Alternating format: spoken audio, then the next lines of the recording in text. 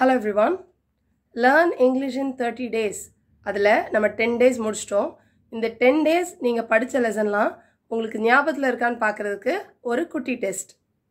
நான் தமிழில் சொல்கிறத உங்களால் இங்கிலீஷில் உடனே டிரான்ஸ்லேட் பண்ண முடியுதா அப்படின்னு பாருங்கள். அதோட ஆன்சர்ஸ் எண்ட் ஆஃப் த லெசனில் பார்க்கலாம்.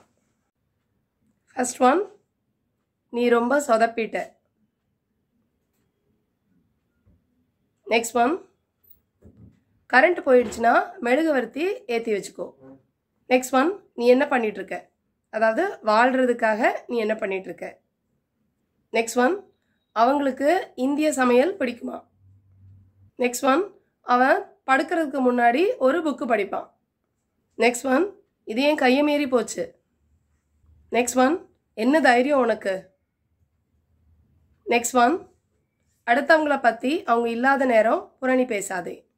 ஸோ இப்போ நீங்கள் ஆன்சர்ஸ் எல்லாம் கரெக்டாக எழுதிருக்கீங்களா அப்படின்னு செக் பண்ணலாம். ஃபர்ஸ்ட் ஒன், நீ சொதப்பிட்ட, you messed up. Next one, current போயிடுச்சுன்னா மெழுகுவர்த்தி ஏற்றி வச்சுக்கோ. If the power goes out use candle for light. Next one, வாழ்கிறதுக்காக நீ என்ன செஞ்சிட்ருக்க, what you do for a living.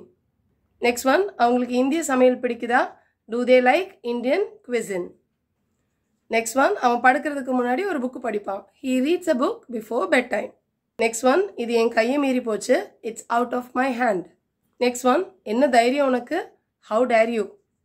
Next one, ஒருத்தங்க இல்லாத போது அவங்கள பற்றி புரணி பேசாதே, டோன்ட் பேக் பைட்.